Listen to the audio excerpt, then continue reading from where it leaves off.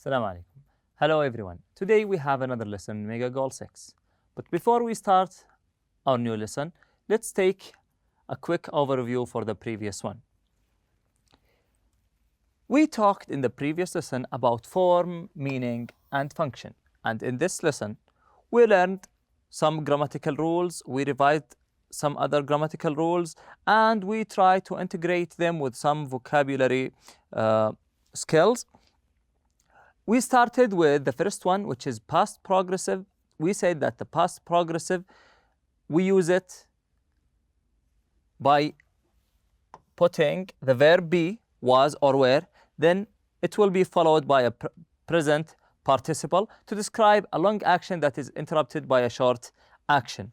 There are many situations where we use the past progressive. This is the first one, describing a long action that is interrupted by a short one. Another situation is when we describe what was happening at a specific time in the past, like saying, I was playing video games yesterday at 3 o'clock. Okay, so this is specific time in the past. The third situation is when we talk about a temporary state or action in the past. Number 4 is we use the past progressive with always to describe a repeated or annoying action. My old car was always breaking down, so I bought a new one. And we also use the past progressive to describe two actions that were happening at the same time. And the example we have here is Edwin Robertson was out walking and looking for his pet chicken during a thunderstorm when he was struck by lightning. So there are two actions are happening at the same time. After that, we went to this slide where we had was or were with going to and was or were with about to. We said that we use this form of sentences, or we use this type of expressions or phrases when we want to talk about something that we intended to do in the past but we didn't. For example, I was going to study engineering. This is his or her intention. Did he or did she study engineering? But my father advised me otherwise. They didn't study engineering because his father advised him otherwise. After that, we talked about the past perfect tense. And we said that the past perfect tense is used when we talk about an action that happened before another action that happened in the past. For example, when Edwin Robinson was struck by lightning, he had been blind and deaf for almost 10 years. So we have two actions after each other in the past. Past perfect progressive and past simple tense. We use the past perfect progressive when the activity was in progress at the time another activity or event happened in the past. King Umberto of Italy had been climbing into his carriage when he was assassinated. After that, we had some exercises regarding these skills. In the first one, we have here this report where we ask to use the passive and active simple past and the past progressive tense and was or were about to. The last thing 17-year-old Ricardo Gordon remembers was that a storm was about to come and he rushed to get inside. Next thing he knew, he was laying in a hospital bed. Here is what happened. Ricardo was listening to the live broadcast of the football game when lightning hit him. As a result, his hair and ears were burned and he had dark spots all over his body. The wounds on his body followed the wire of his smartphone from his ears down to his hip, where he was carrying the device. The electric current traveled from his smartphone to his headphones. Ricardo is lucky to be alive. After that, we had another exercise. We were asked to complete the sentences using the verbs in parentheses, use the simple past and the past perfect forms, and the answers for this exercise are as shown here in this slide. Today we are going to have the first lesson in Unit 3. The title of unit is Beauty is Only Skin Deep. Beauty is only skin deep. Maybe some of you hear this phrase for the first time. What is the meaning of this expression in your mind? What do you think is the meaning of beauty is only skin deep? It means that beauty is something superficial, something is outer, okay? It's something that doesn't determine the inner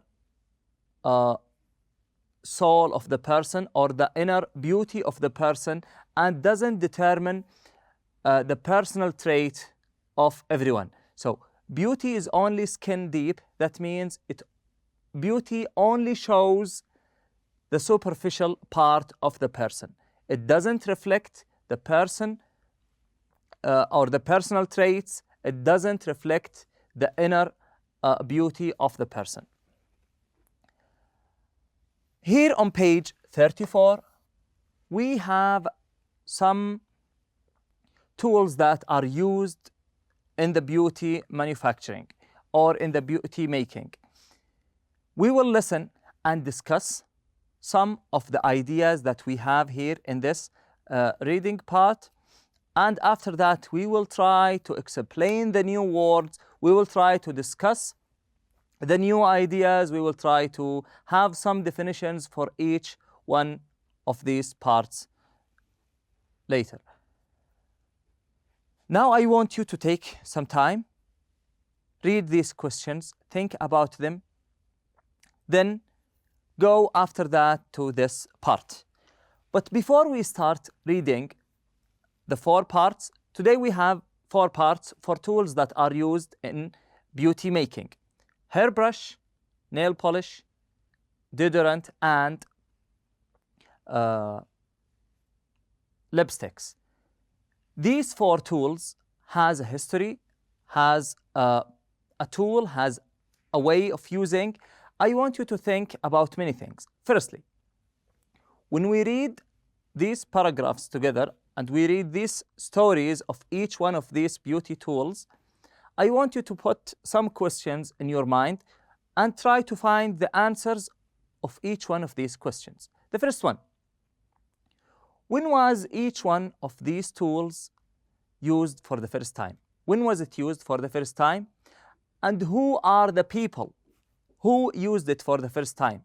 The Egyptians, the Greeks, the Indians, the Arabs, who used these tools for the first times? And after that, who used these ideas or who came up with these ideas? And last thing is, when did these things were transformed from the old way of making to the new or to the modern manufacturing? Okay, now let's go ahead. Listen to the hairbrush. I want you to pick up your pens, underline the new word, so we talk about them and discuss them later. Unit 3. Beauty is only skin deep. Pages 34 and 35. 1. Listen and discuss. The hairbrush. Hairbrushes have been around for thousands of years. However, you may be surprised to learn that until recently they were only used by the wealthy and privileged.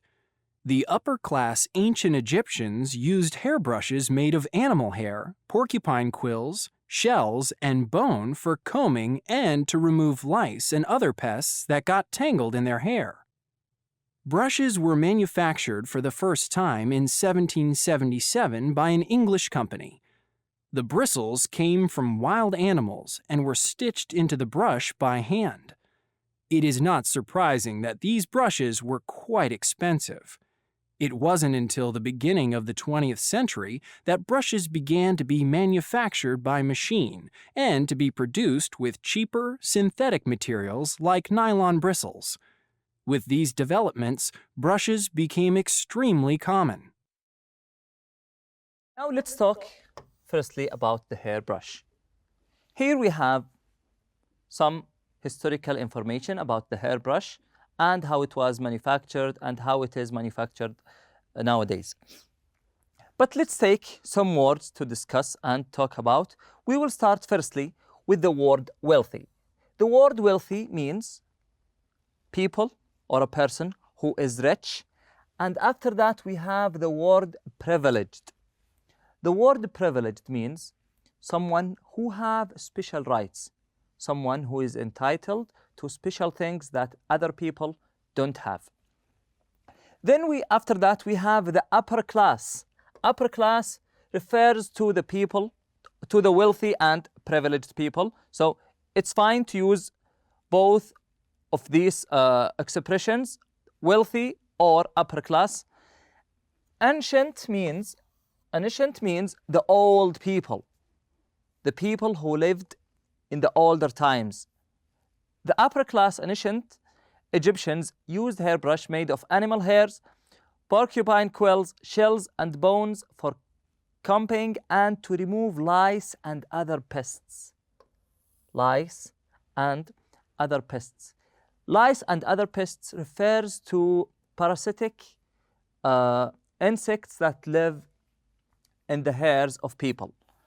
So these, or the hairbrush, the aim of making the hairbrush was firstly to remove lice and other pests that got tangled in their hair. Got tangled means stuck in the hair. So they wanted to take these lice and pests out of their hair. Okay, now let's go to the second part, or to the second beauty making tool, which is the lipstick. Let's listen to the history of the lipstick together. Lipstick. Ancient Egyptian women made lipstick from a red dye extracted from seaweed and the poisonous element iodine. It was eventually discovered that this early form of lipstick made women very sick.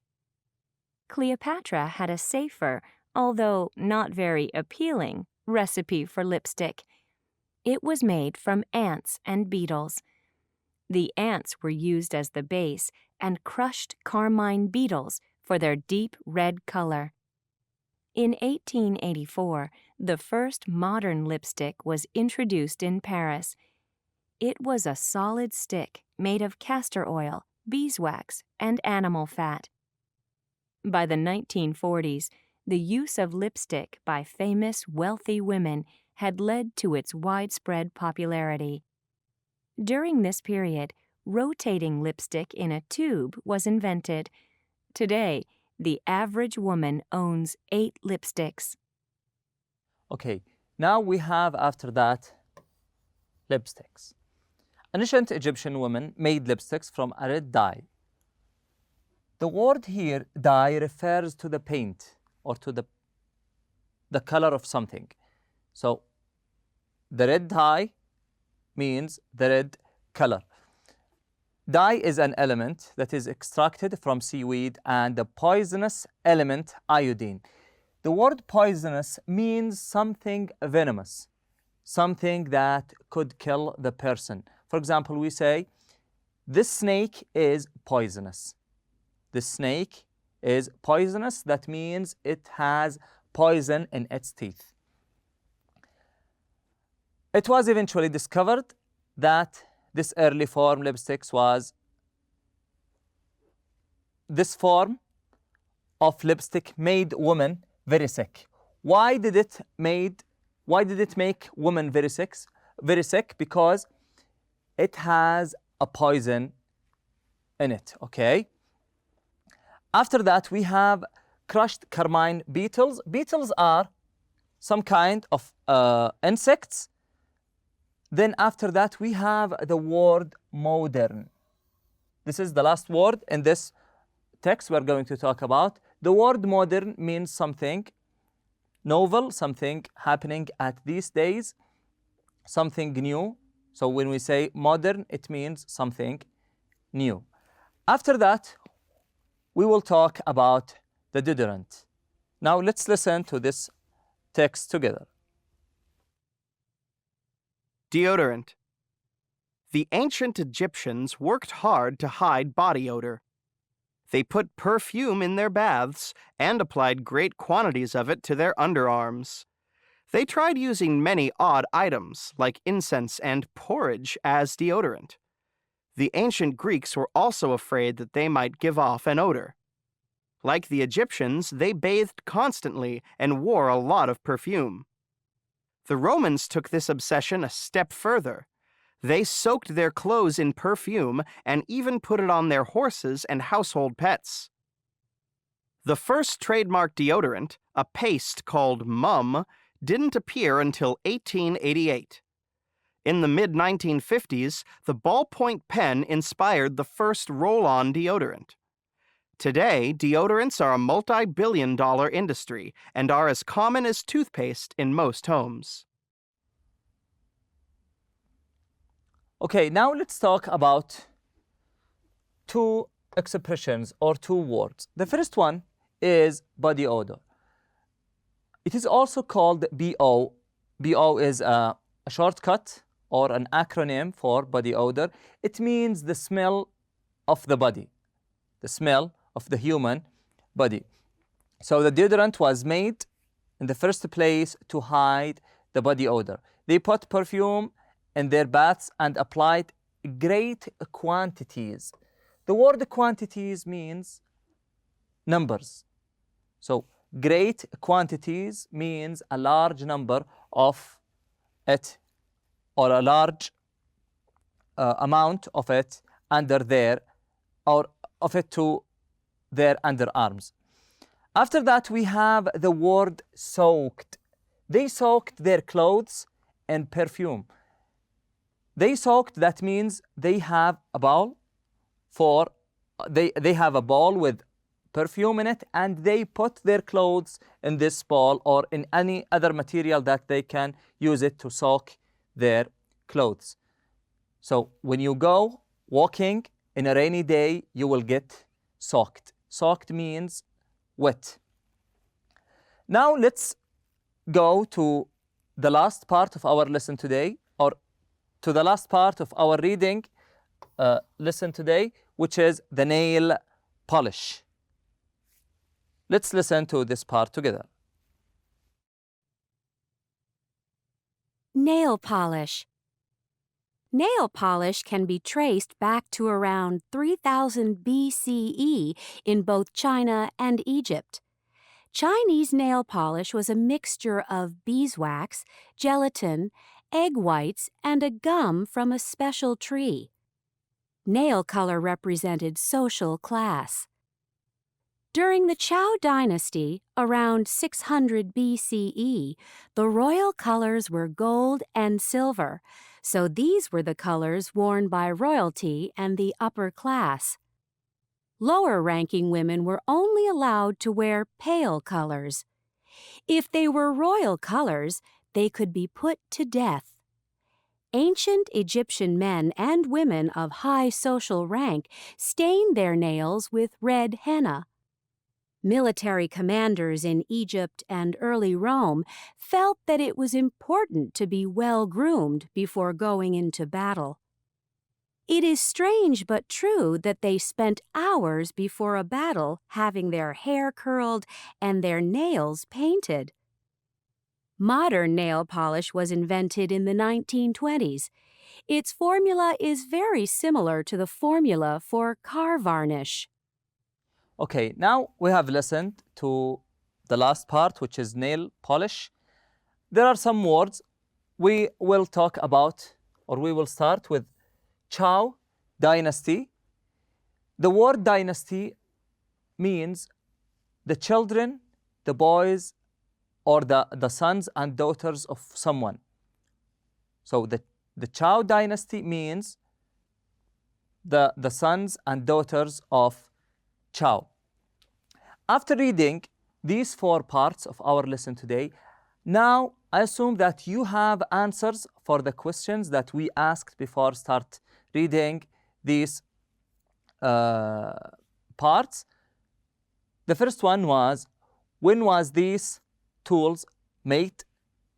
The second one is, why did the people make these tools? Number 3, who made these tools? The Egyptians, the Arabs, the Greeks, the Asians. And the last thing, when did the modern manufacturing started with each one of these tools? Now let's go to the quick check part. In the quick check, we have 2 parts, vocabulary and comprehension. In the vocabulary, we will complete each sentence with a word from the box.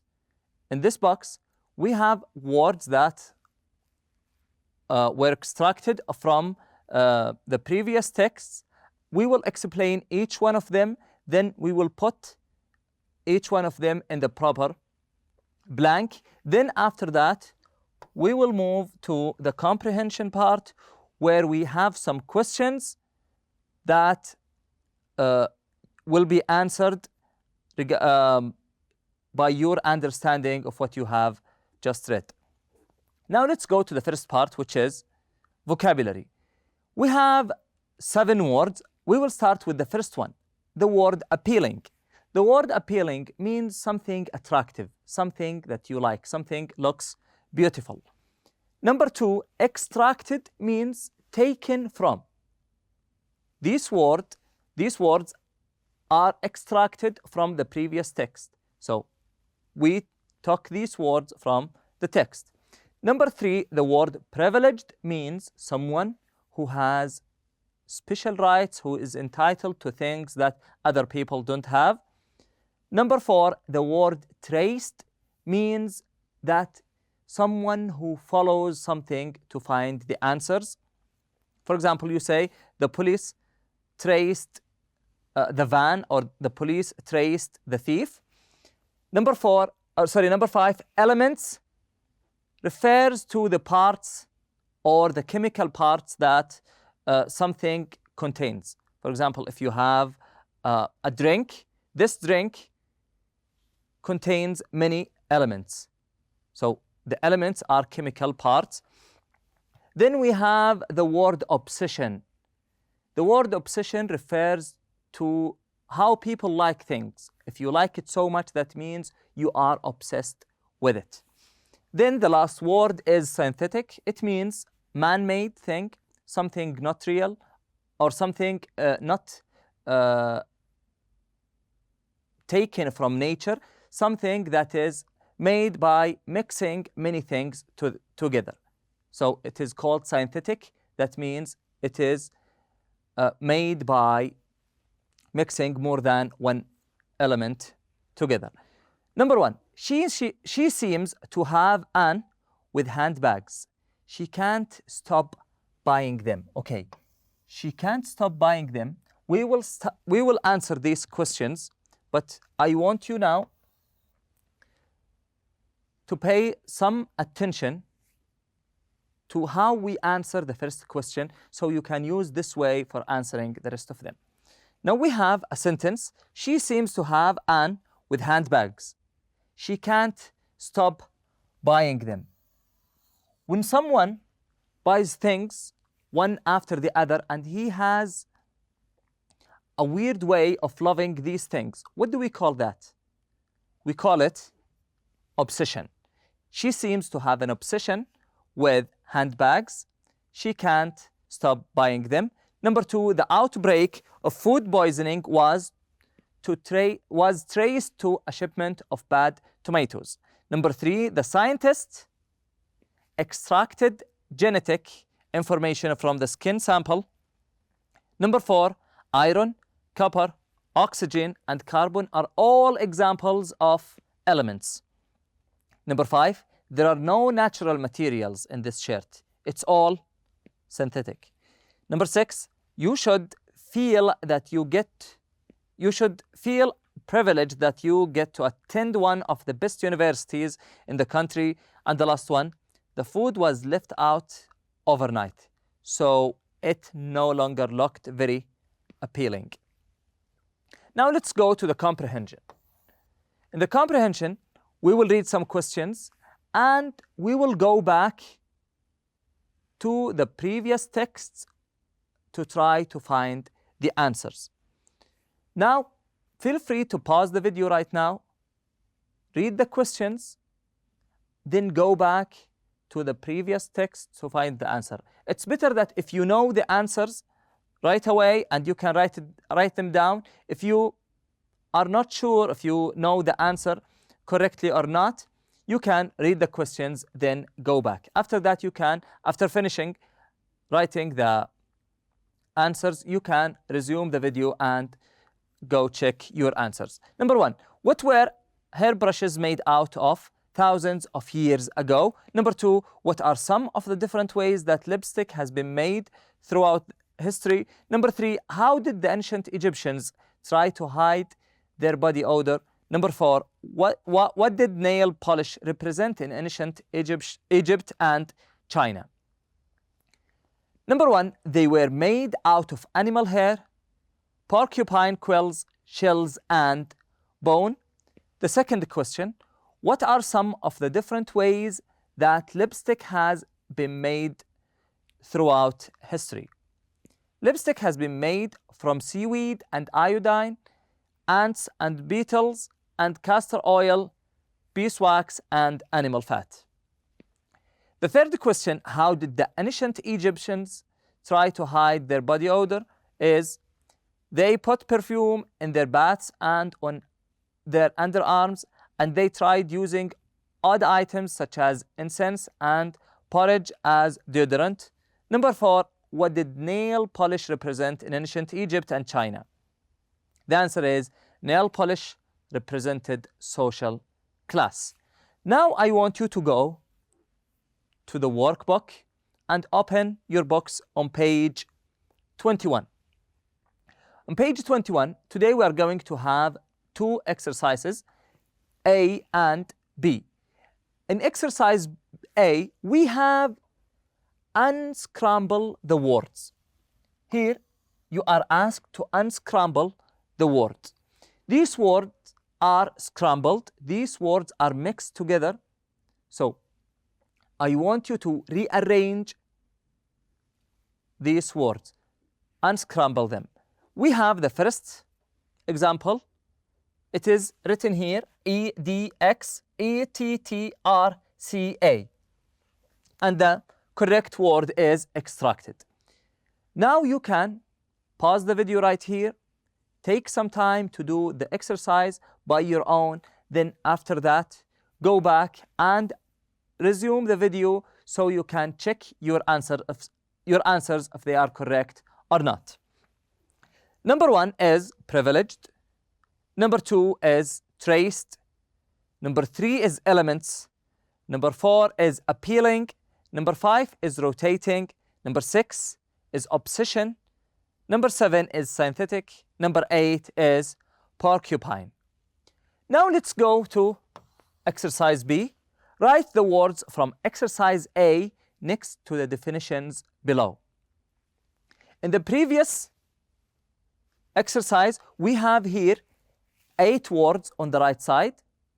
I want you to take these 8 words and put them with their correct definitions. We have definitions here on this side. The first one is chemical substances, and the answer is elements. After that, we have 8 definitions. A person who has special rights or benefits given to him, something that moves around, usually in a circle, revolving, something that is attractive, a small animal that has stiff, sharp quills, an idea or habit that controls the mind, a fixation, taken out or removed, artificial or man-made or not real, followed back to its origin or starting point. Now let's start with the answers of the last part of our lesson today. The first one, a person who has special rights or benefits given to him, is a privileged person. Number two, rotating is something that moves around, usually in a circle, revolving. Number three, appealing is something that is attractive. Number four, Porcupine is a small animal that has stiff, sharp quills. Number 5, obsession is an idea or habit that controls the mind. It's a fixation. Number 6, extracted means taken out or removed. Number 7, synthetic. It means an artificial or man-made or something that is not real. The last word is traced and means followed back to its origin or starting point. This is the last part of our lesson today. Thank you all for attending, and I wish you enjoy the rest of the day. Assalamu alaikum.